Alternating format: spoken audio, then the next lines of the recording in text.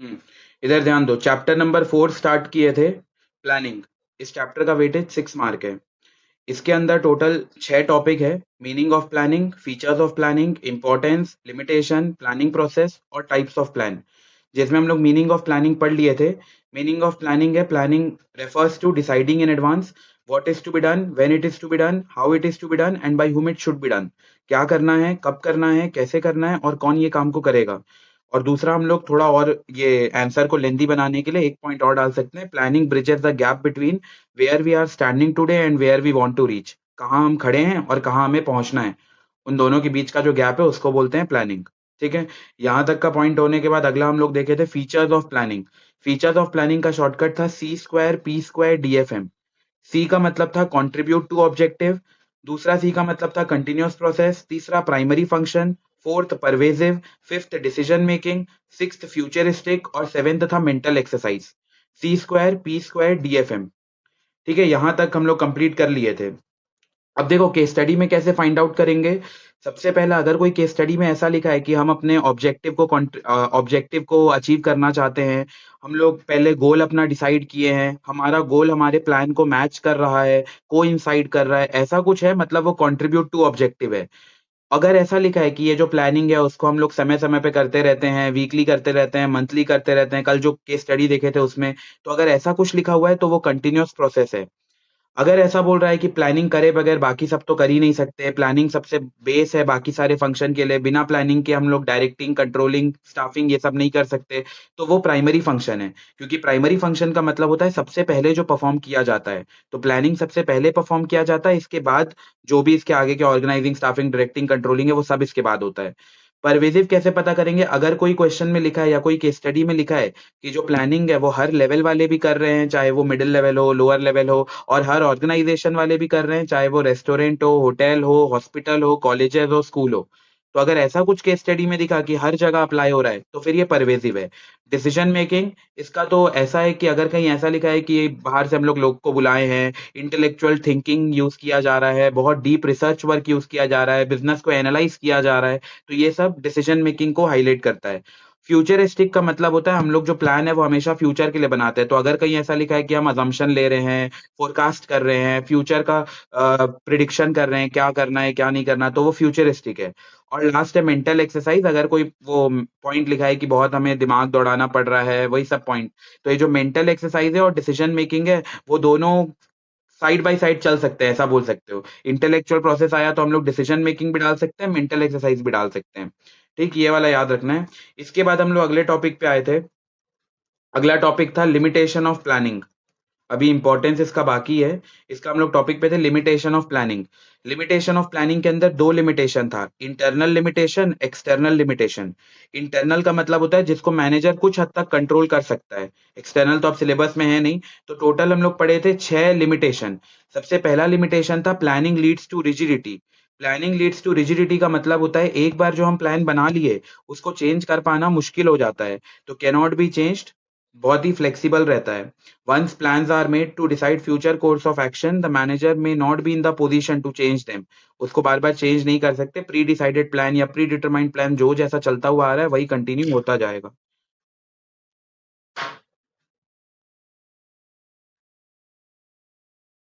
2 minute रुको, 2 minute.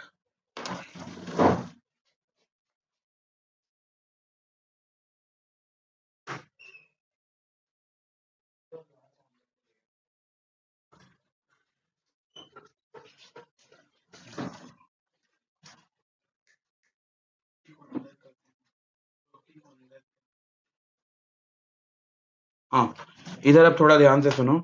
कहाँ तक का पॉइंट हो गया था, प्लानिंग लीड्स टू रिजिडिटी, वो हम लोग कंप्लीट कर लिए थे। सेकंड है प्लानिंग में not work in dynamic environment. Planning में not work in dynamic environment का मतलब होता है कि हम लोग जो प्लान कर लिए वो जरूरी नहीं है वो, हमारा बिजनेस एनवायरनमेंट क्या होता है, डायनेमिक, मतलब समय समय पे चेंज होते रहता है, बहुत ही रैपिडली चेंज होता है। तो जो बिजनेस एक बार प्लानिंग कर लिया और उसमें कोई भी चेंजेस नहीं कर रहा है और फ्यूचर में मार्केट का चेंजेस, टेस्ट एंड प्रेफरेंस ये सब चेंज हो गया है, तो फिर वो बिजनेस जो है वो डूब जाएगा, प्लानिंग जो है वो सक्सेस नहीं हो पाएगा। तो प्लानिंग में not work in dynamic environment, dynamic environment में प्लानिंग काम नहीं कर पाता।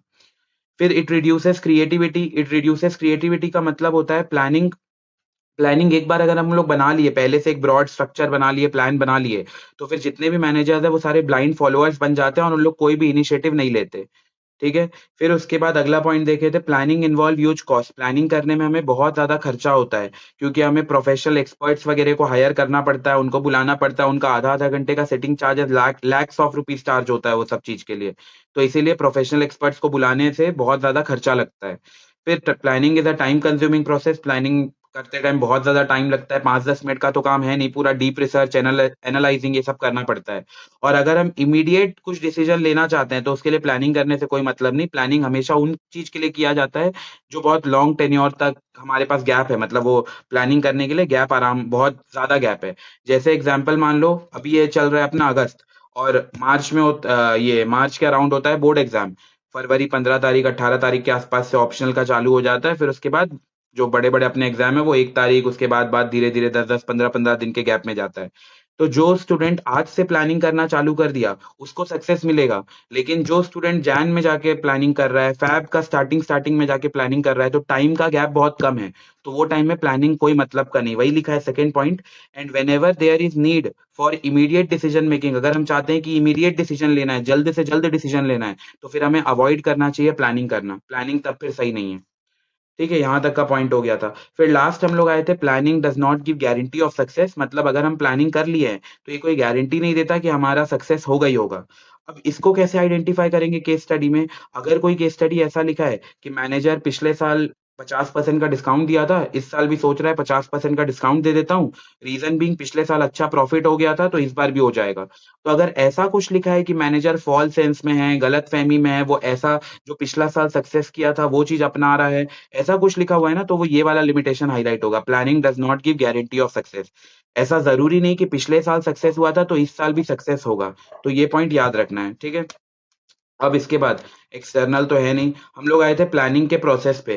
प्लानिंग के टोटल 7 स्टेप्स है। सबसे पहला स्टेप होता है सेलेक्टिंग ऑफ ऑब्जेक्टिव। इसमें हम अपना ऑब्जेक्टिव डिसाइड करते हैं कि क्या करना है। अपने एग्जांपल में कोचिंग क्लास ओपन करने का ऑब्जेक्टिव डिसाइड किए थे। फिर उसके बाद सेकंड होता है development of premises. Development of premises के अंदर हम असम्पशन्स बनाते हैं रिगार्डिंग फ्यूचर। हम बहुत सारे अलग-अलग असम्पशन और क्या बोल सकते हैं, फ़ोरकास्ट करते हैं चीज़ों को कि कितने स्टूडेंट्स आएँगे कोचिंग में, कितने जगह में ओपन करना चाहिए, कौन-सा जगह में जाके ओपन करेंगे। तो ये जो पूरा डेवलपमेंट है उसको बोलते हैं डेवलपमेंट ऑफ प्रीमाइसेस। यहाँ पे प्रीमाइसेस का मतलब वो बिल्डिंग प्रीमाइसेस वो वाले की बात नहीं हो रही, यहाँ पे प्रीमाइसेस का मतलब है असम्पशन्स। मतलब हम बहुत सारे प्रेडिक्शंस करते हैं, बहुत असम्पशन करते हैं, बहुत सारे फ़ोरकास्टिंग करते हैं कि ये करना चाहिए, ये नहीं करना चाहिए, ऐसा। तो ये है डेवलपमेंट ऑफ प्रीमाइसेस। थर्ड है लिस्टिंग ऑफ वेरियस अल्टरनेटिव। फिर हम एक लिस्ट बनाते हैं कि हम ऑर्गेनाइजेशन में क्या-क्या प्रोवाइड कर सकते हैं। जैसे AC, smart TV, projector, compiler, dress, recorded lectures, फिर लाइव क्लास, ये सब हम एक लिस्ट बनाएँ। ये बिल्कुल भी ज़रूरी नहीं है कि जो लिस्ट बनाएँगे वो पूरा का पूरा फॉलो होना चाहिए। वो बस हमें ऐसा एक ब्रॉड लिस्ट बना दे रहे हैं। अब वो उसके अंदर हमें देखना पड़ेगा क्या उसके प्रोस है, क्या उसके कॉन्स है, एडवांटेजेस, डिसएडवांटेजेस, एंड फिर फाइनली हम सेलेक्ट करते हैं। तो जो देखने वाला पॉइंट है वो ये है, द इवैल्यूएशन या इवैल्यूएटिंग डिफरेंट अल्टरनेटिव। इसमें हम लोग प्रोस और कॉन्स देखते हैं कि क्या अच्छा है, क्या खराब है, और उसके बाद फाइनली हम सेलेक्ट करते हैं। सेलेक्ट करने के लिए 3 बातों का ध्यान दिया जाता है। सबसे पहले वो मोस्ट फीसिबल होना चाहिए, मतलब अफोर्डेबल होना चाहिए हमारे लिए। ऐसा नहीं कि एसी लगा दिया और बाद में घाटे में जा रहे हैं, वैसा नहीं होना है। मोस्ट फीसिबल होना है। सेकंड, प्रॉफिटेबल होना चाहिए, और विथ लीस्ट नेगेटिव कॉन्सिक्वेंसेस, मतलब उसमें कॉन्सिक्वेंसेस बहुत कम होना चाहिए।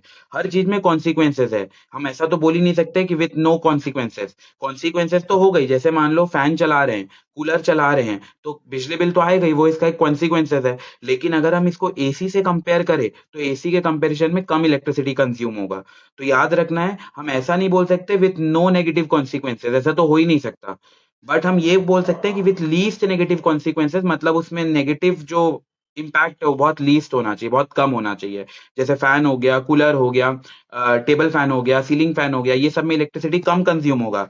लेकिन अगर हम इसको कंपेयर करें एसी के साथ, तो बहुत ज़्यादा कंजम्पशन होता है। तो इसीलिए यहाँ पे लिखा है विथ लीस्ट नेगेटिव कॉन्सिक्वेंसेस। क्योंकि एक पिछले साल के बैच में शायद पलाश पूछा था कि नो कॉन्सिक्वेंसेस भी तो हो सकता है, ऐसा प्लान ढूँढना चाहिए नो नेगेटिव कॉन्सिक्वेंसेस। तो ऐसा पॉसिबल नहीं है, क्योंकि हम बिज़नेस किए हैं, तो बिज़नेस में सारा का सारा हमारा प्रॉफिट नहीं होता है, कुछ एक्सपेंडिचर भी करना पड़ता है। वो एक्सपेंडिचर एक्सपेंडिचर को यहाँ पे हम लोग रिप्रेजेंट कर रहे हैं विथ लीस्ट नेगेटिव कॉन्सिक्वेंसेज से। ठीक है, फिर उसके बाद होता है implementing the plan. Implementing the plan का मतलब होता है अब तक जो पेपर में लिखा हुआ था उसको हम लोग एक्चुअल लाइफ में प्रेजेंट कर रहे हैं, मतलब पेपर का काम हम वर्कर को बता रहे हैं कि देख भाई तू ऐसा ऐसा निपटा लेना, ये काम ऐसा कर लेना, वो काम वैसा कर लेना। इसको बोलते हैं इम्प्लीमेंटिंग द प्लान। फिर उसके बाद लास्ट होता है फॉलो अप। फॉलो अप का मतलब क्या है, एक बार प्लान अगर हम लोग बना लिए तो उसमें थोड़ा सा हमें एडजस्टमेंट वगैरह भी करना पड़ता है। अज्यूम करते हैं हम सोचे थे 5% इन्फ्लेशन रेट होगा, लेकिन रियल लाइफ में हो गया 10%, अभी एक्चुअल चल रहा है 10%, तो हमें फिर एडजस्टमेंट करना पड़ेगा फर्दर 5% का। तो इसको बोलते हैं फॉलो अप। यहाँ तक हम लोग कंप्लीट कर लिए थे। फिर हम लोग आए थे types of plan. Types of plan दो तरीके का होता है, एक होता है सिंगल यूज प्लान और एक होता है standing plan. Single use plan का मतलब होता है ये सिर्फ एक समय ही के लिए ही यूज किया जाता है, ये बार बार यूज नहीं किया जाता। जैसे हमारा पर्पस ओवर तो ये प्लान को हम लोग फिर हटा देते हैं, इसको हम लोग खत्म कर देते हैं, तो उसको हम लोग बोलते हैं सिंगल यूज प्लान। ठीक है, ये वाला पॉइंट, हाँ इसके अंदर यही था। ये जो सिंगल यूज प्लान है ये कभी 1 डे के लिए भी हो सकता है, ये वीक्स के लिए भी हो सकता है, ये मंथ्स के लिए भी हो सकता है। और सिंगल यूज प्लान को ही हम लोग वन टाइम यूज प्लान भी बोलते हैं। इसके फीचर्स है कि जैसे एक बार ये इसका काम कंप्लीट होता है, जैसे फॉर एग्जांपल प्लांटेशन, पूरा कंपनी अलग अलग कंपनी में प्लांटेशन कर रहे हैं तो हम भी उनका देखा देखी में प्लांटेशन चालू कर दिए, तो ये सिंगल यूज प्लान, जैसे इसका ट्रेंड खत्म हम भी खत्म कर देंगे। फिर उसके बाद these are discarded once the situation is over और every time new plan is prepared for new situation. जैसे हर साल नया बजट बनाया जाता है, हम ये नहीं कर सकते कि इसी साल अगले साल का बजट बना दे, वो पॉसिबल ही नहीं है। जैसे मान लो फॉर एग्जांपल 11th में थे तुम लोग तो तुम्हारे पेरेंट्स 11th के हिसाब से बजट बनाए होंगे, 12th में हो तो 12th के हिसाब से बजट, ऐसा तो नहीं कर सकते कि कॉलेज के हिसाब से। सेविंग जरूर कर सकते हैं फ्यूचर के लिए, बट एग्जैक्ट बजट कितना कितना एलोकेट करना है वो तो बाद में जाके पता चलेगा कि क्या है, कितना है, क्या नहीं है। तो वो सिंगल यूज प्लान है। लेकिन ऐसा प्लान जो एक बार बना दिए वो कंटिन्यू ईयर आफ्टर ईयर उसको अप्लाई करते जा रहे हैं, उसको हम लोग बोलते हैं ये स्टैंडिंग प्लान। तो बजट, प्रोग्राम, प्रोजेक्ट, ये सब जो है ये सब अपना सिंगल यूज प्लान के अंदर आता है। इसका भी क्वेश्चन आएगा और ये बहुत इंपॉर्टेंट है एग्जाम के पॉइंट ऑफ व्यू से, क्योंकि 2 साल पहले सिलेबस से डिलीट किया गया था, तो वापस से इसको सिलेबस में ऐड ऑन किए हैं, तो ये इसका इंपॉर्टेंस का लेवल थोड़ा बढ़ गया है। स्टैंडिंग प्लान का मतलब होता है रिपीट रिपीट यूज प्लान, मतलब ये प्लान को बार बार यूज किया जाता है। ठीक है, जैसे बिग बिलियन डेज हो गया, प्राइम डेज हो गया, ये सब इसमें थोड़े बहुत अल्टरेशन करते हैं। कल मैं एक होमवर्क भी दिया था कि सिंगल यूज प्लान और स्टैंडिंग प्लान के बीच में डिफरेंस लिखना है, ये भी एग्जाम में आ जाता है। इसमें ना चांद सितारा बना लेना, ये इंपॉर्टेंट है। जितने लोग नहीं लिखे हैं उन लोग ये वाला लिख लेना, सिंगल यूज प्लान और स्टैंडिंग प्लान दोनों के बीच का डिफरेंस। ठीक है, बताओ यहाँ तक सबको क्लियर है? फिर हम लोग आज का टॉपिक स्टार्ट करेंगे, जल्दी जल्दी बताओ। ठीक, ये बाकी कोई और ज्वाइन ही नहीं हुए हैं लड़के लोग, क्या बोलेंगे?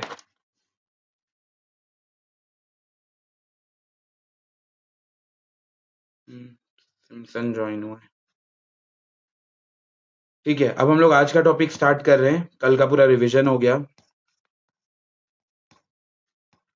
अब सबसे पहला अगला टॉपिक लिखो, फर्स्ट ऑब्जेक्टिव्स। हम लोग single use plan, standing plan ये पढ़ लिए, अब अगला टॉपिक है ऑब्जेक्टिव। ऑब्जेक्टिव में लिखो, ऑब्जेक्टिव में लिखो, ऑब्जेक्टिव शुड बी स्मार्ट। उस दिन मैं बताया भी था जब भी तुम लोग अपना प्लान बनाओ तो वो ऑब्जेक्टिव जो भी तुम्हारा गोल है वो स्मार्ट होना चाहिए। S for specific, M for measurable, A for attainable भी बोल सकते हैं, अचीवेबल भी बोल सकते हैं, आर फॉर रेलेवेंट और टी फॉर टाइम बाउंड। मतलब ऑब्जेक्टिव ऐसा होना चाहिए कि वो बिल्कुल स्पेसिफिक होना चाहिए कि मैं अकाउंट्स में इतना लेके आऊंगा। फिर सेकंड मेजरेबल होना चाहिए, उसको हम लोग समय समय पे मेजर कर रहे हैं कि इस मंथ के एंड में इतना हो गया, अगले मंथ के एंड में इतना पोर्शन हो गया, उसके अगले मंथ में इतना पोर्शन हो गया। वो फिर उसके बाद ए से है अचीवेबल। अचीवेबल का मतलब टारगेट ऐसा सेट करो जो अचीवेबल हो सके, जो हमारे क्या बोलेंगे कैपेबिलिटी के ही बाहर हो, वो स्ट्राइव हर बार करने से वो नहीं हो पाता अचीव। कभी कभार हो भी जाता है, बहुत गंदे से मेहनत कर रहे हैं तो वो अचीव हो भी सकता है, लेकिन हमें ऐसा प्रयास करना है कि वो अचीवेबल रहे, टारगेट ऐसा होना चाहिए कि वो अचीव किया जा सके। आर से है रेलेवेंट। रेलेवेंट मतलब 11th में हो तो 11th का सोचो, 12th में हो तो 12th का, 12th के बाद कॉलेज में हो तो कॉलेज का।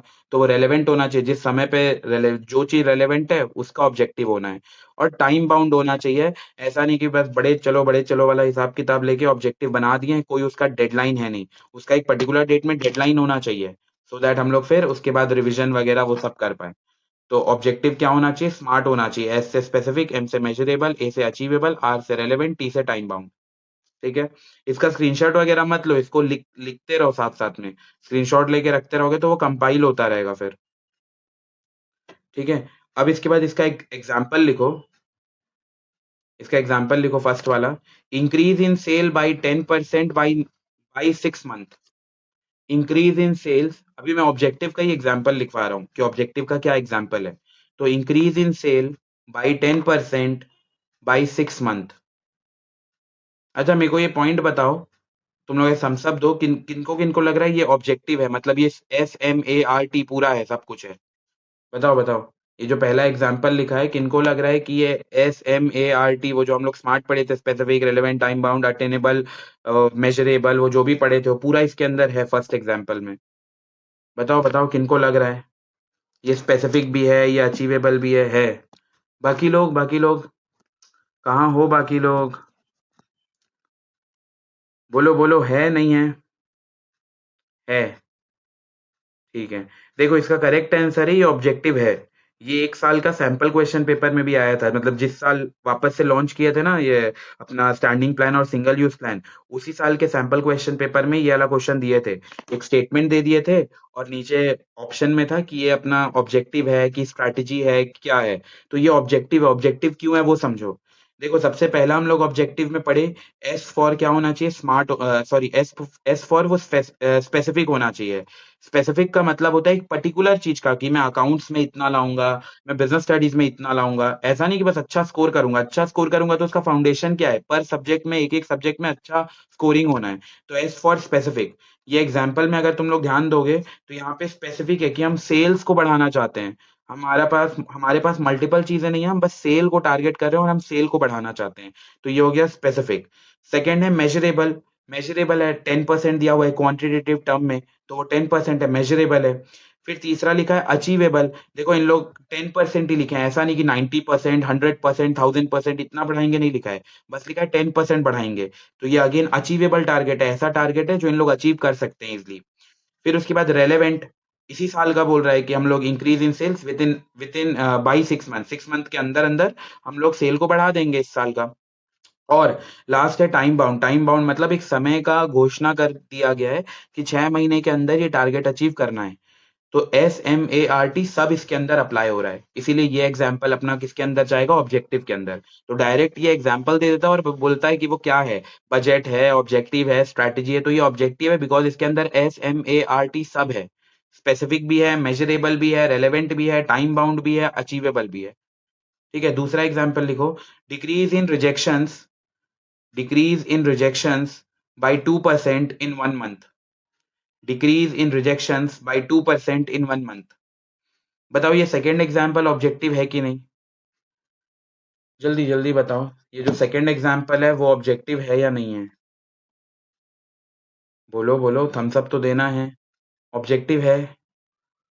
बाकी ठीक है, इसका भी करेक्ट आंसर है। सेकंड जो अपना एग्जांपल है वो भी हमारा ऑब्जेक्टिव है।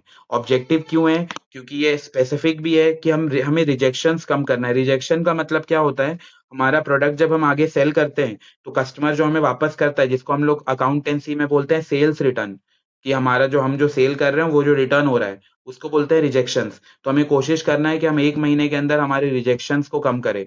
तो रिजेक्शंस कम करेंगे तो मार्केट में हमारा गुडविल बढ़ेगा। हम अगर अच्छा क्वालिटी का सामान देंगे तो फिर हमारा कस्टमर कभी रिजेक्ट नहीं करेगा सामान। तो इसीलिए हमें डिक्रीज करना है रिजेक्शंस बाय 2% इन 1 मंथ। 1 महीने के अंदर 2% हमें रिजेक्शंस कम करना है। तो ये स्पेसिफिक भी है, मेजरेबल भी है, अटेनेबल भी है, अचीवेबल भी है, टाइम बाउंड भी है, रेलेवेंट भी है। ठीक है, फिर उसके बाद लिखा है फीचर्स ऑफ ऑब्जेक्टिव। ऑब्जेक्टिव का फीचर्स क्या है, ऑब्जेक्टिव का फीचर्स क्या है? सबसे पहला feature, determine what is to be done. जैसे तुम लोग अगर अपना गोल डिसाइड किया आज कि अभी चल रहा है अगस्त, मेरे को सितंबर, अक्टूबर, नवंबर, दिसंबर, जैन, फेब, इतना टाइम मेरे पास है, अराउंड बोल सकते हो 6 महीना। इस 6 महीने में कैसे कैसे एक एक टॉपिक वाइज टॉपिक, क्या क्या चैप्टर है, किसका रिवीजन नहीं हुआ है, क्या चीज का रिवीजन करना है। तो सबसे पहले ऑब्जेक्टिव बनाने के लिए हमें क्या डिसाइड करना पड़ता है, determine what is to be done, करना क्या है पहले वो तो डिसाइड करना है। अगर ये ऑब्जेक्टिव में ये डिसाइड ही नहीं हुआ है कि क्या करना है तो फिर वो कोई मतलब नहीं देगा। सेकेंड लिखा है, इज द एंड रिजल्ट, और हाँ, is the end result of the planning. 2 minute, ये क्वेश्चन मार्क क्यों लगा है? इसमें क्वेश्चन मार्क नहीं आएगा। पहले वाले में है determine what is to be done, मतलब हमें क्या करना है, और ऑब्जेक्टिव क्या है, सेकंड लिखा है it is the end result of planning. मतलब जैसे मान लो फॉर एग्जांपल तुम लोग डिसाइड किए कि 80% लाना है, 90% लाना है। पिछले बार किशोर का 95% गया था, तो 95% का टारगेट बनाए हो, तो ये तुम्हारा ऑब्जेक्टिव है। और इसके लिए तुम प्लानिंग करोगे कि मैं इतना घंटे पढ़ूंगा या पढ़ूंगी, इतना मैं रिवीजन करूंगी, इतना मैं क्वेश्चन प्रैक्टिस करूंगी, ऐसा करके एक बना, ब्रॉडली प्लानिंग बना। और प्लानिंग पूरा सक्सेस हुआ तो लास्ट में क्या हम अचीव कर पाएंगे? अपना ऑब्जेक्टिव, हमारा उद्देश्य को हम अचीव कर पाएंगे। तो वही लिखा है कि objective is the end result of planning. तो अगर आगे और लिखना चाहो तो लिख सकते हो इससे पहले objective is the end result of planning. मतलब जो हमारा ऑब्जेक्टिव है वो एंड रिजल्ट है हमारे प्लानिंग का। प्लानिंग करके हम फाइनली कहाँ पहुंचते हैं? अपने ऑब्जेक्टिव में। तीसरा लिखा है all activities are guided towards objectives. हम सारा जो काम करेंगे वो अपने उद्देश्य को अचीव करने पे लगेंगे।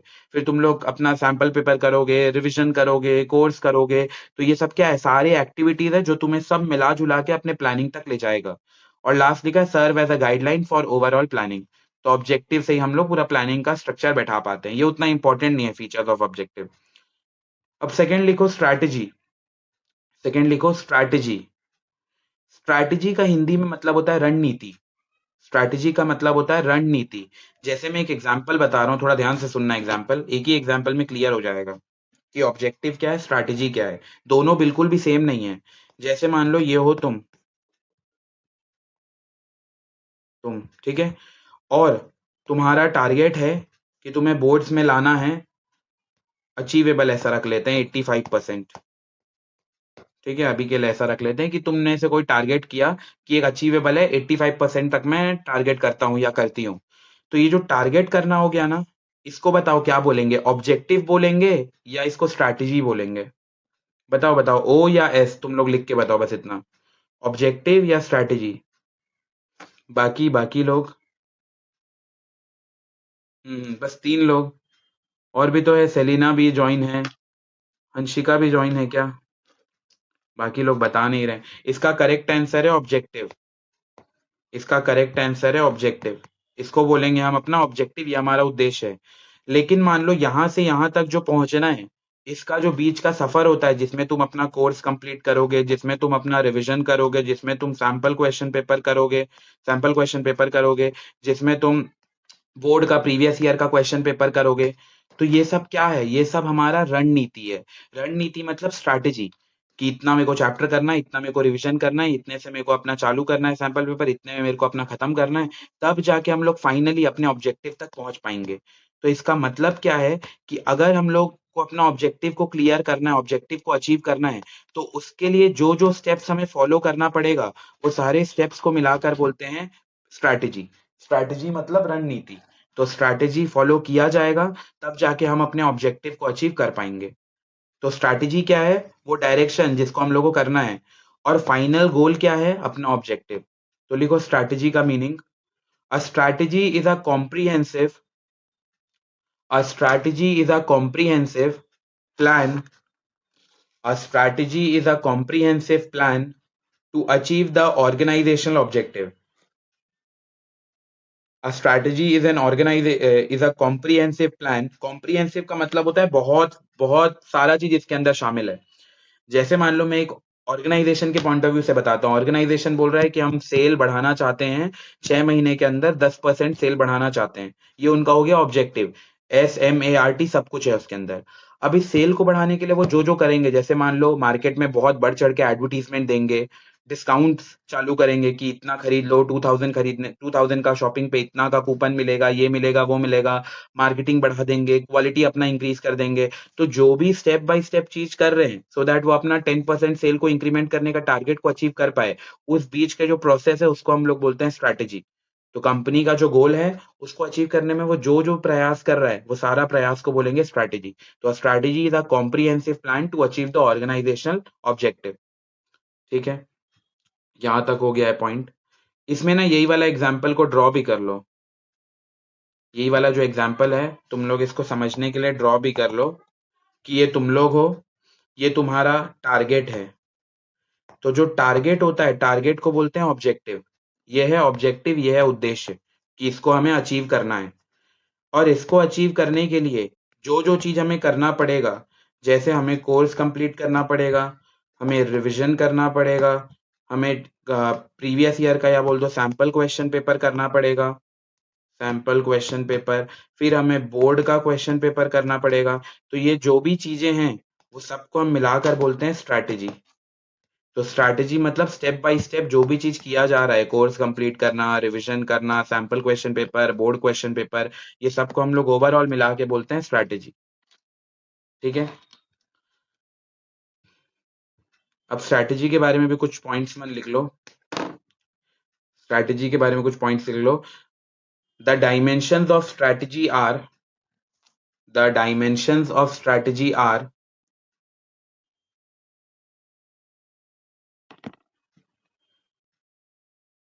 The dimensions of strategy are strategy के कितने साइड्स है या कितने डायमेंशंस है, तो 3 डायमेंशंस है। स्ट्रैटेजी के 3 डायमेंशंस है। सबसे पहला, determining long term objective.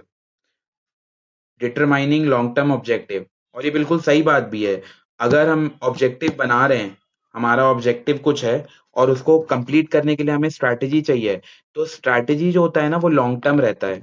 Strategy एक दिन का स्ट्रैटेजी, वो उसको प्रॉपरली स्ट्रैटेजी नहीं बोलते। कई लोग बोलेंगे भी कि मैं एक दिन का, मेरा ये स्ट्रैटेजी है, ऐसा स्ट्रैटेजी है, बट एक्चुअल में स्ट्रैटेजी की अगर बात करें ना तो वो लॉन्ग टर्म होना चाहिए, तभी हमें सक्सेस देखने को मिलता है। अगर हमारा स्ट्रैटेजी लॉन्ग टर्म है ही नहीं, फिर हमें सक्सेस देखने को नहीं मिलेगा। तो पहला लिखा है डिटरमाइनिंग लॉन्ग टर्म ऑब्जेक्टिव, तो लॉन्ग टर्म ऑब्जेक्टिव होना चाहिए, तब हमारा स्ट्रैटेजी करेक्ट वर्कआउट करेगा। ठीक है। Second, adopting a particular course of action. तो जैसा क्या था पहला, determining long term objective, 12th में 90% प्लस लाना है, ये तुम्हारा लॉन्ग टर्म ऑब्जेक्टिव हो गया।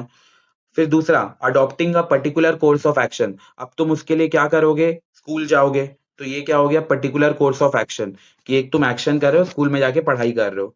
तीसरा, allocating resources for achieving objective.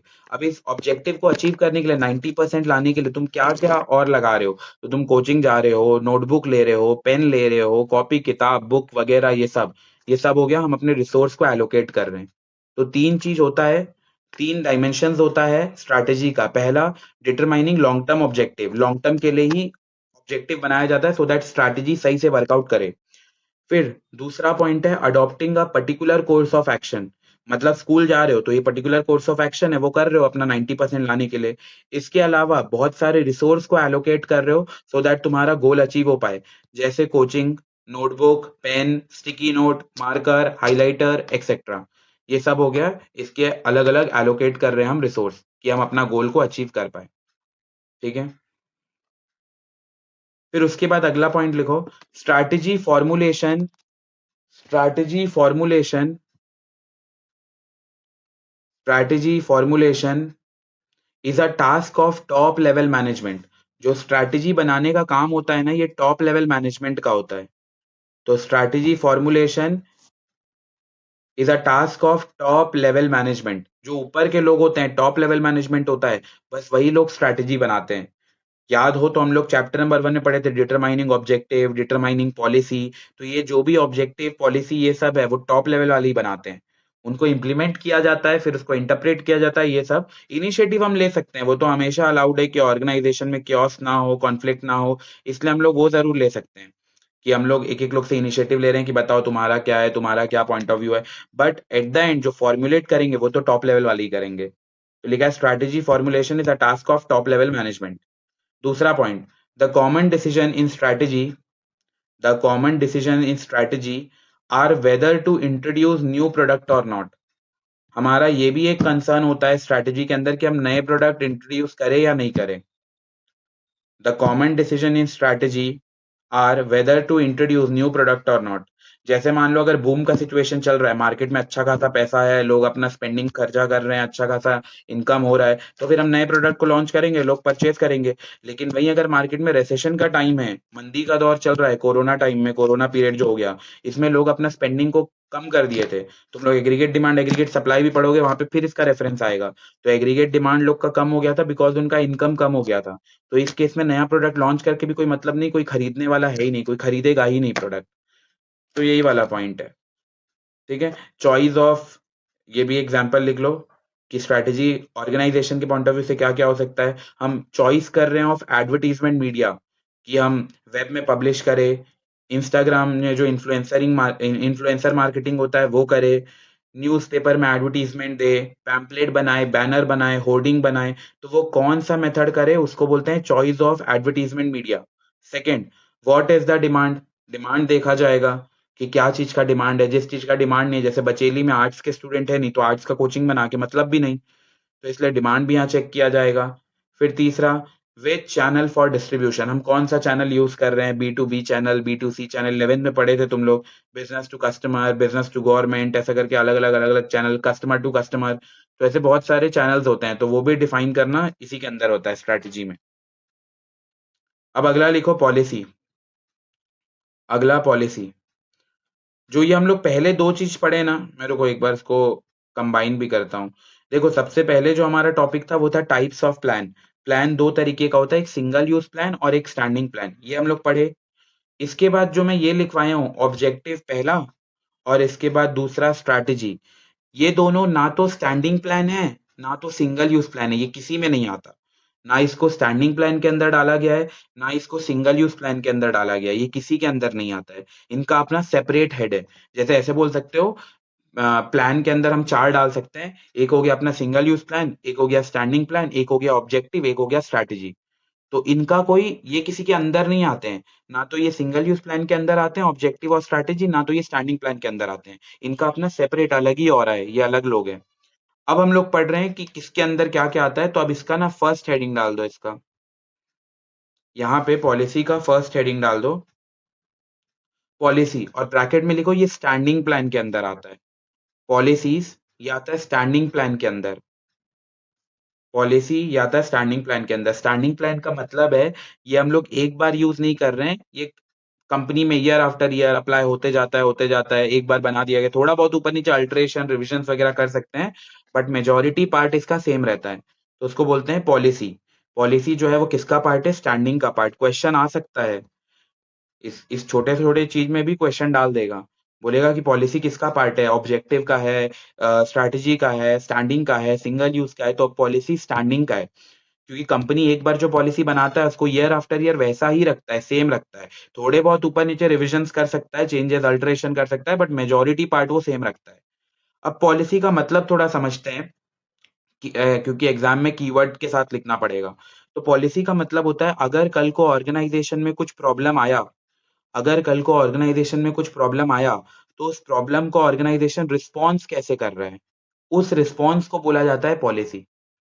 देखो, नॉर्मल पॉलिसी की हम बात नहीं कर रहे, ये पॉलिसी थोड़ा अलग हम लोग को टेक्निकल वर्डिंग में लिखना पड़ेगा।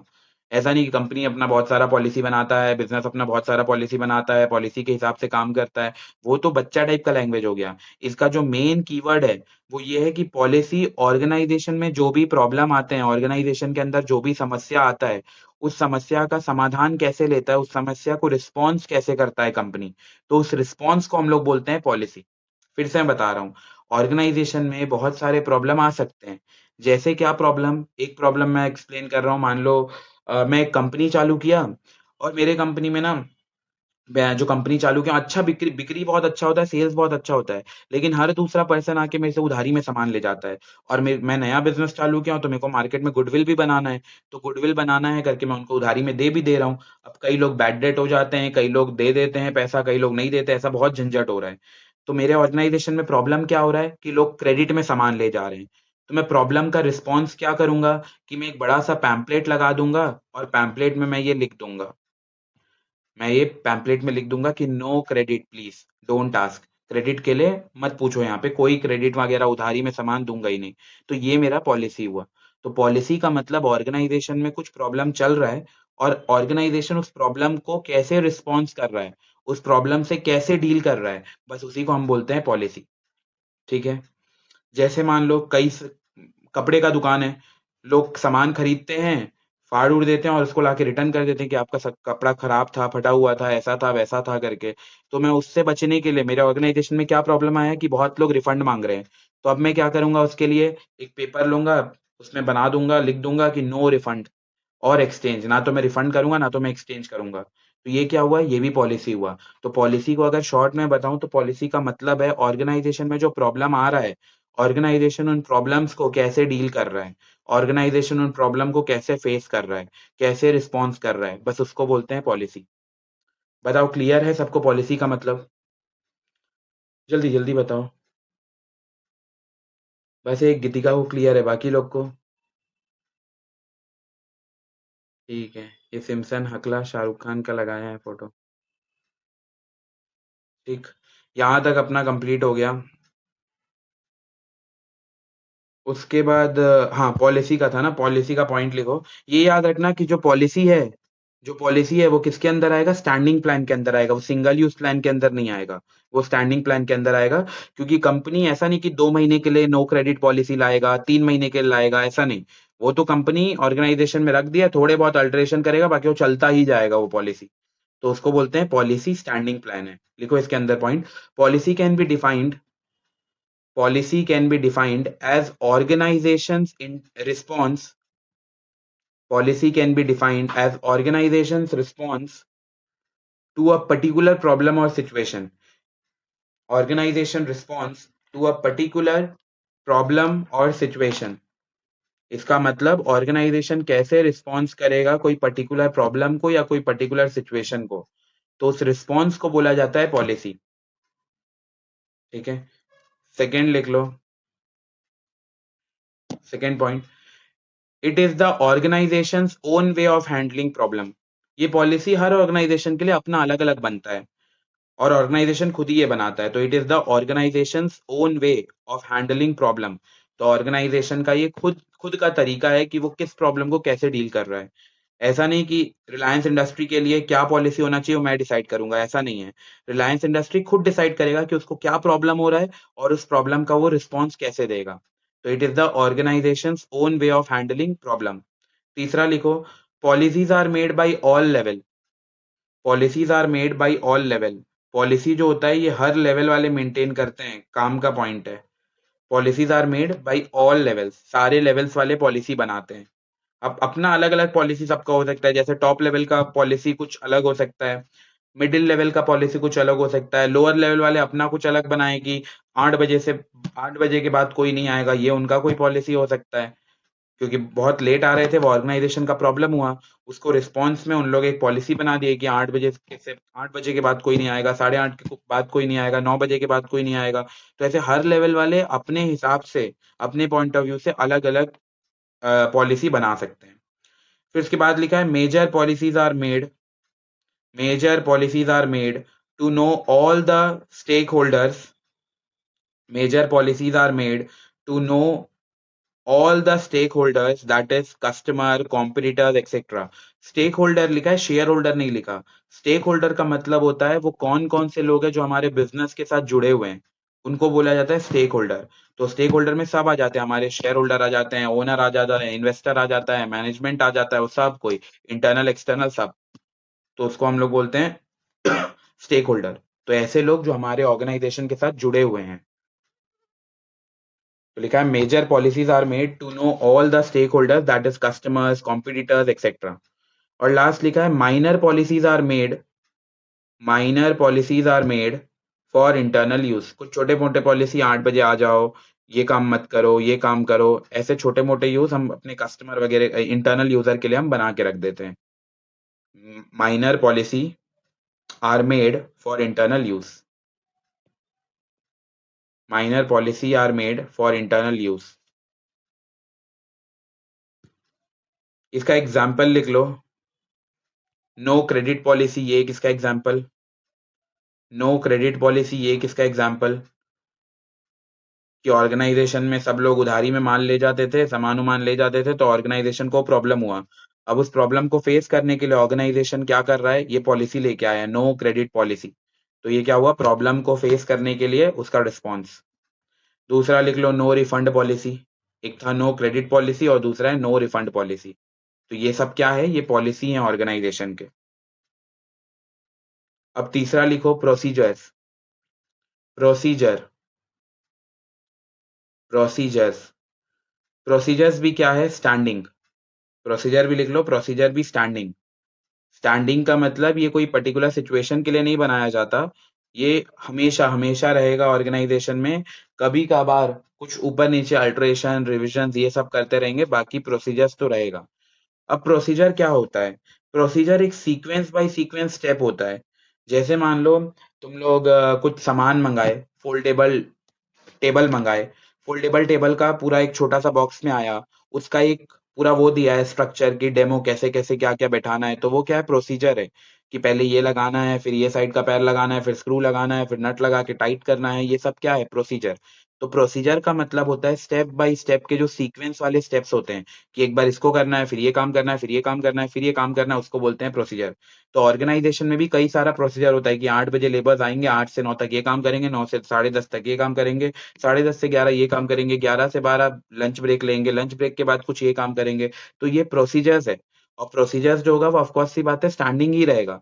ऐसा नहीं है कि कभी 1.5 साल में, 5 साल में, 10 साल में एक बार प्रोसीजर बना, ऐसा नहीं। वो हमेशा ही प्रोसीजर रहेगा। थोड़े बहुत कभी कभार रिविजन जरूर कर सकते हैं, बट प्रोसीजर तो हमेशा रहेगा, कभी कभार वाला नहीं होता। तो प्रोसीजर क्या है? ये सीक्वेंस बाय सीक्वेंस या सीरीज ऑफ स्टेप्स है, जो इसके बाद ये करना है, इसके बाद ये करना है। जैसे मान लो तुम लोग मोबाइल खरीदे, तो मोबाइल में भी एक पूरा वो दिया रहता है कि उसको कैसे यूज करना है, सिम कहाँ लगाना है। हालांकि हम वो पढ़ते नहीं है, बट फिर भी एक प्रोसीजर दिया रहता है कि इसके बाद ये, इसके बाद ये, इसके बाद ये। तो इसको बोलते हैं प्रोसीजर्स। तो ऑर्गेनाइजेशन में भी मल्टीपल प्रोसीजर्स होता है। तो लिखो इसके अंदर point. Procedures are required, procedures are required steps, procedures are required steps established in advance, procedures are required steps, procedures are required steps established in advance to handle future conditions। Procedure क्या है? Procedure steps है जिनको establish किया जाता है advance में, कि हम फ्यूचर के कोर्स ऑफ एक्शन, फ्यूचर के कंडीशन को देखकर वो सब कर पाए। सेकेंड पॉइंट लिखो। The series of steps, series of step का मतलब ये करना है, इसके बाद ये करना है, इसके बाद ये करना है, ऐसा series of steps. The series of steps to be followed by employ, ये डबल ई का मतलब employ. The series of steps to be followed by employ in different situation, the series of steps to be followed by employee in different situation must be predetermined so that everyone follow same steps। तो ये भी सही बात बोल रहा है कि जो सीरीज ऑफ स्टेप होगा एम्प्लॉय के लिए, ये पहले से डिफाइन होना चाहिए।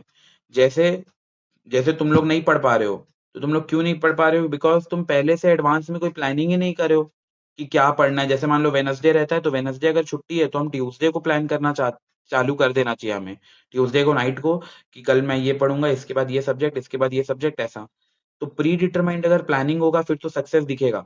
लेकिन वेनसडे को मॉर्निंग में बैठ गए, आप समझ नहीं आ रहा है, अकाउंट्स पढ़ ले, फिर लगता है अकाउंट्स तो पढ़ा हुआ है, बिजनेस स्टडीज पढ़ लेते हैं, फिर लगता है वो भी अभी लेटेस्ट पढ़े थे, इकोनॉमिक्स पढ़ लेते हैं। तो यहाँ हमारा क्या हो रहा है? टाइम वेस्ट हो रहा है।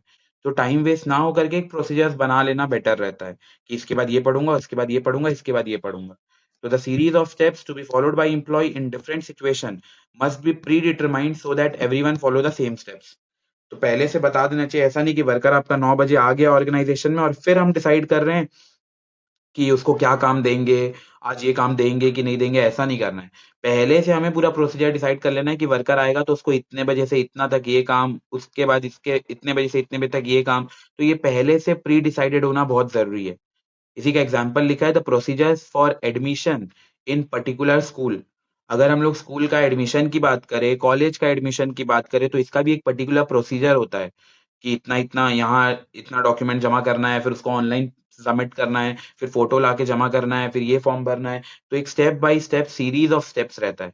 तो उसको हम क्या बोलते हैं? प्रोसीजर। तो वही लिखा हुआ है, the procedure for admission in particular schools और कॉलेज। दूसरा example, user manuals of new product. अगर हम मोबाइल खरीदते हैं, कूलर खरीदते हैं, एसी खरीदते हैं, टीवी खरीदते हैं, तो सबका यूजर मैनुअल रहता है। वो बात अलग है, पढ़ते नहीं है वो तो साइड कर दो, बट कई लोग पढ़ते भी होंगे, प्रोसीजर्स को फॉलो करते होंगे कि इसके बाद ये करना है, इसके बाद ये करना है। तो यूजर मैनुअल्स भी जो मिलता है नए प्रोडक्ट्स पे, वो भी हमारा प्रोसीजर रहता है। बताओ, क्लियर है सबको? प्रोसीजर, फिर उसके बाद पॉलिसी, स्ट्रैटेजी और ऑब्जेक्टिव, ये चार चीज। ठीक है, ठीक है। ओके। तो ये 4 चीजें, इसका मैं केस स्टडी जो करवाऊंगा वो क्लास में ही करवाऊंगा, वो मेरे को क्लास में ही करवाना पड़ेगा, बट ये जो पॉइंट है, प्रोसीजर है, पॉलिसी है, वो तुम लोग को आइडिया होना चाहिए, तभी इसका केस स्टडी बनेगा।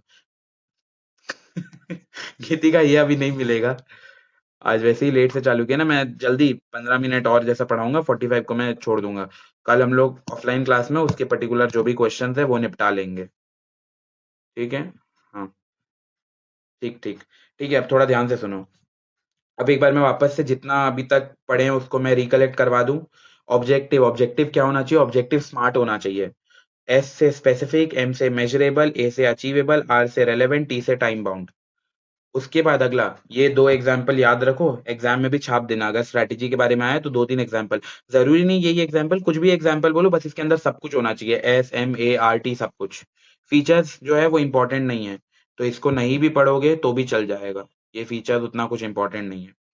फिर उसके बाद स्ट्रैटेजी पे आए। स्ट्रैटेजी का मतलब होता है रणनीति, मतलब एक कॉम्प्रिहेंसिव प्लान, सो दैट हम अपना गोल को अचीव कर पाए, जिसके अंदर मैं एग्जांपल भी दिया था, ये तुम हो, ये तुम्हारा टारगेट है, और ये उसको अचीव करने के सीरीज ऑफ स्टेप्स है। तो जो सीरीज ऑफ स्टेप्स है उसी को हम बोलते हैं स्ट्रैटेजी, रणनीति। फिर इसके बाद हम लोग देखे पॉलिसी। पॉलिसी क्या होता है? ऑर्गेनाइजेशन में अगर कल को कुछ प्रॉब्लम आया, तो ऑर्गेनाइजेशन उस प्रॉब्लम का रिस्पॉन्स कैसे करेगा, ऑर्गेनाइजेशन उस प्रॉब्लम को फेस कैसे करेगा, टैकल कैसे करेगा, तो उसके लिए बनाया जाता है पॉलिसी। ठीक है, पॉलिसी भी स्टैंडिंग होता है, याद रखना है, क्यू मार्क कर लो या हाईलाइट कर दो, जो स्टैंडिंग लिखा है, जो सिंगल यूज लिखा है, वो सब पॉइंट पे। तो ये पॉलिसी है। फिर पॉलिसी का एग्जांपल क्या है? No credit policy, no refund policy, ये सब पॉलिसी हो गया। उसके बाद हम लोग देखें प्रोसीजर। प्रोसीजर भी स्टैंडिंग होता है, मतलब एक बार जो बना दिया गया है वो हमेशा हमेशा सदियों सदियों तक वही रहेगा, थोड़े अल्टरेशन, रिविजन्स, ये सब मॉडिफिकेशन किया जाएगा, बाकी एज इट इज जो ब्रॉड स्ट्रक्चर है वो सेम रहेगा। तो उसको बोलते हैं हम प्रोसीजर्स।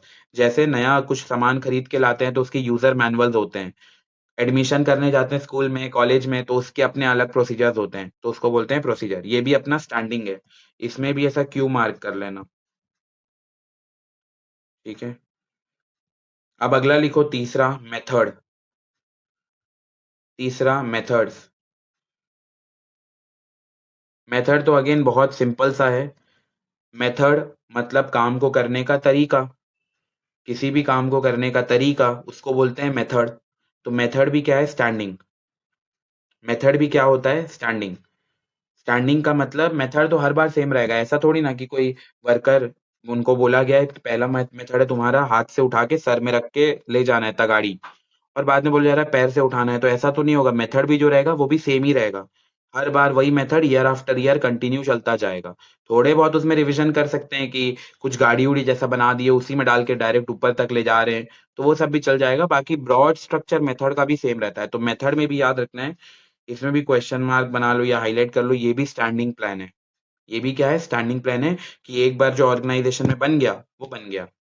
इसमें लिखो मेथड के अंदर, method can be defined, method can be defined as formalised और systematic way of doing a job, या फॉर्मलाइज नहीं भी लिखोगे तो भी चल जाएगा। Method can be defined as a systematic way of doing the job, एक काम को सिस्टमेटिक ढंग से करना, उसको बोलते हैं मेथड। हम लोग मेथड स्टडी भी चैप्टर नंबर 2 के अंदर पढ़े थे, उसमें ये डिटरमाइन करना रहता है कि कौन कौन सा सबसे बेस्ट मेथड है काम को करने का। तो वही लिखा है, method can can be defined. Method क्या होता है? एक फॉर्मलाइज्ड और systematic way of doing job, काम को करने का कौन सा सबसे सिस्टमेटिक तरीका होगा, उसको बोलते हैं मेथड। ठीक है। फिर उसके बाद अगला लिखो, the managers decide in advance the common way of doing job. Managers ये एडवांस में डिसाइड करके रखते हैं कि ये काम को कैसा किया जाए। The managers decide in advance, the manager decide in advance the common way of doing job।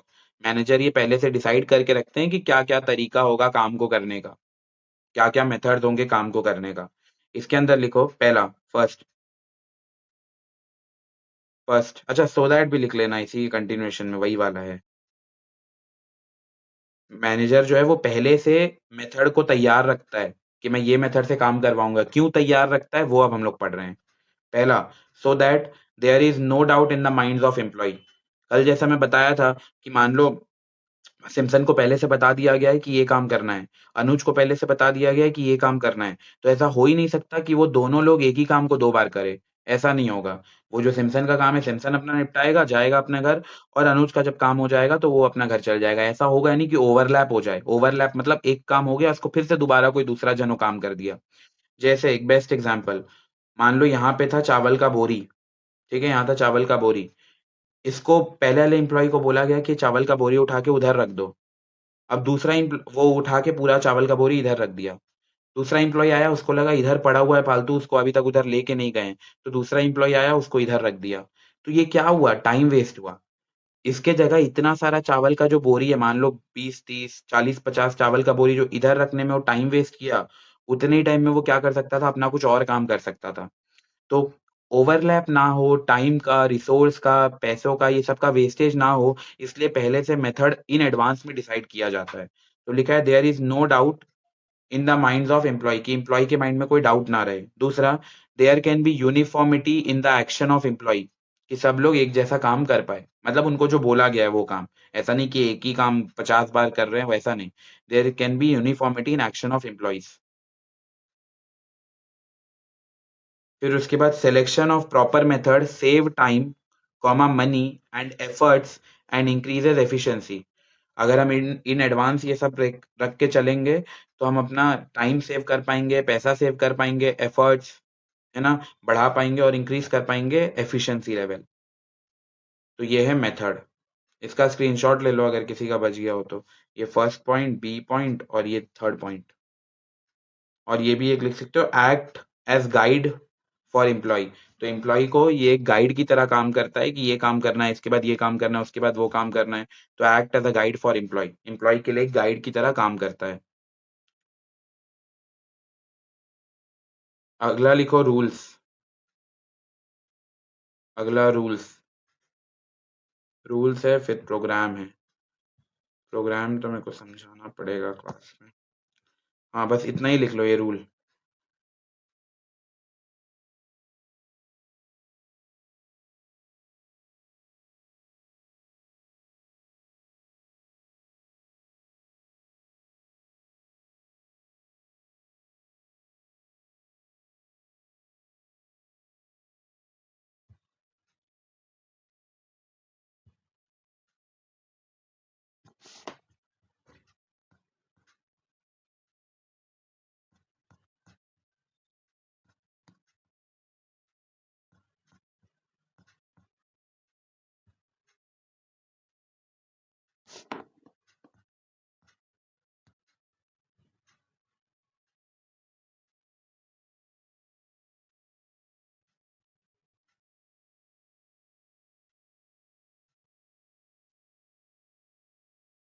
जहाँ ऑब्जेक्टिव लिखे हो ना, वहाँ ऑब्जेक्टिव के बाजू में लिख लो, neither single use nor standing plan. ना तो ये सिंगल यूज प्लान है, ना तो ये स्टैंडिंग प्लान है। ये याद रखना है पॉइंट। जहाँ ऑब्जेक्टिव हेडिंग लिखे हो वहां जाके लिख दो, neither single use nor standing plan. ना तो ये सिंगल यूज है, ना तो ये स्टैंडिंग प्लान है, ये बिल्कुल अलग ही है, तीसरा नंबर का है कुछ। और यही सेम इसमें भी लिख दो स्ट्रैटेजी में, neither single use nor standing plan. ये सब छोटा छोटा चीज से भी क्वेश्चन आ सकता है। Neither single use not standing plan. ठीक है। फिर इसके बाद अगला हम लोग किस पे थे? पॉलिसी। पॉलिसी जो है वो स्टैंडिंग प्लान होता है।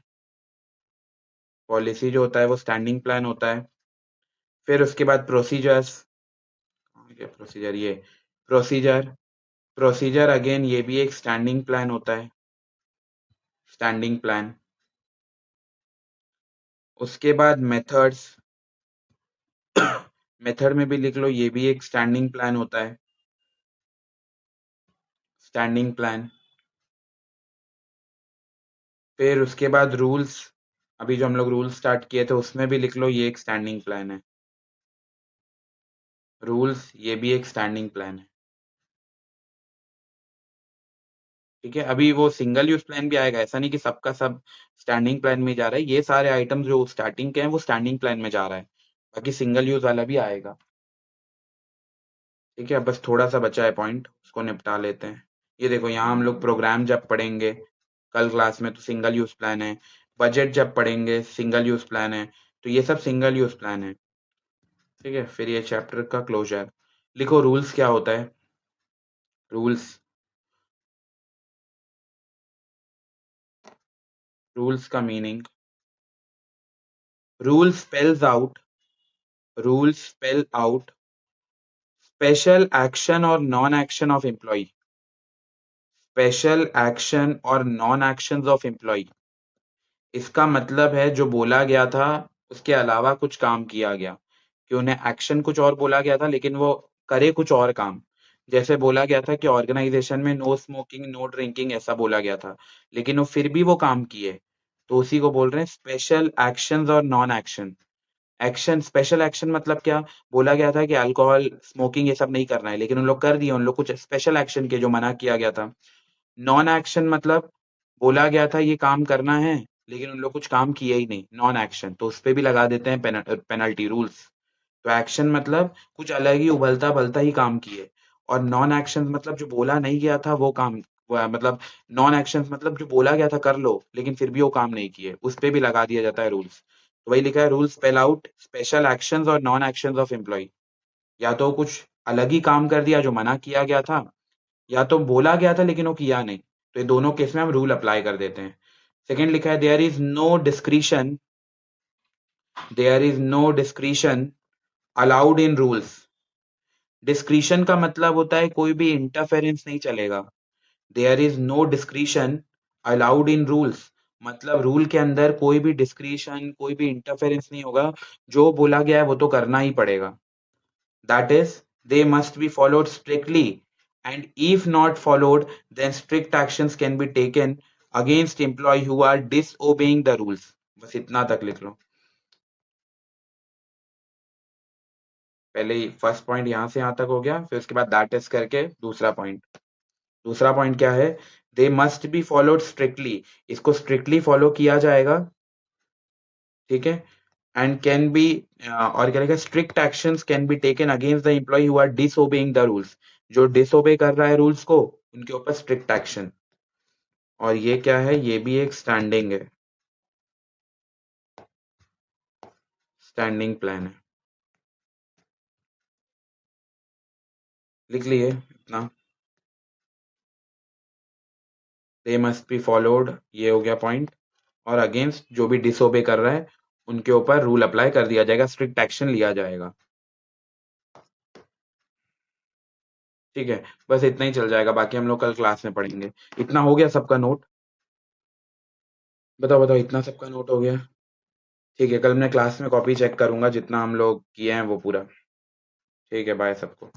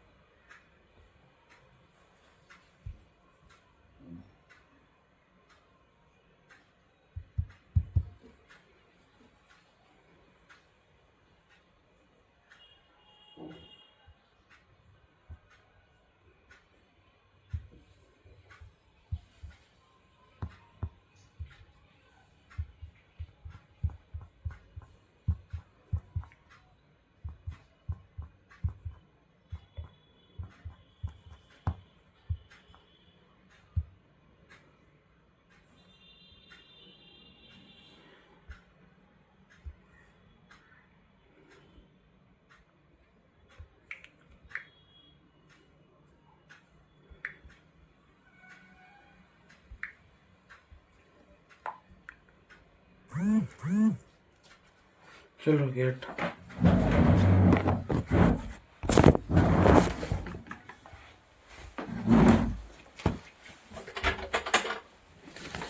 मेन गेट बंद है। क्या बोला गाड़ी का? बोलता है कि अभी पता नहीं कितना हुआ है, आप आधे 1 घंटे में। कर दी है? हाँ सही में कर दी है? हाँ, कौन बोला? वही बोला हो गया है, पर कितना हुआ वो नहीं पता। अच्छा, जाओ। अभी नहीं, 8:30 बजे। कितना बजे तक खुला रहता है बोलो? ऐसा नहीं पता। अभी देख लेना बस। मैं पीठ दर्द दे रहा था, मैंने बोला नहीं पढ़ा पाऊंगा, मैं उन लोग को ऑनलाइन पढ़ा दूंगा। अभी आएंगे हाँ, तो हम लोग कब बोलेंगे? 11 तो सुशीला इसको बोलते हैं कि गाड़ी टेढ़ा मेढ़ा रखते एक्सीडेंट हो जाएगा ऐसे बोलते। अभी मैं गई थी तो बताने लगी, पहले सुशीला आज तो ज़्यादा गाड़ी भी नहीं था, नहीं भाभी 10-12 गाड़ी था, एकदम ऐसी आड़ा तिरछा रखे थे, कौन तो ज़्यादा कांच में लगते बजा। तो मैं बोली उसके लिए ना एक लाइन में खड़ा करने बोलो। बोली सुशीला पूरा रोड में दोनों से ट्रक रहता है, वहाँ से एक गाड़ी आता है, यहाँ से एक गाड़ी जाती, चलाने वाले के ऊपर है। अंधा बन के चलाएंगे तो मरेंगे जा बोली मैं, खड़ा गाड़ी में आग ठोकेंगे तो कोई गलती नहीं है बोली। अगर गाड़ी ऐसी टेढ़ा मेढ़ा है आप आके तुरंत अप्पू को बोलो ये वाला गाड़ी को थोड़ा साइड कर दो। मैं निकली हूँ छुट्टी के बाद। फिर चुप हो गई, मुंह बंद। एकदम पता मैं आ रही हूँ, इतना अचानक से ब्रेक मारा। हट। इतना जोर से मेरे को चिल्ला ये सोनी करके, इतना जोर से ब्रेक मैं दी ना अभी नाश्ता।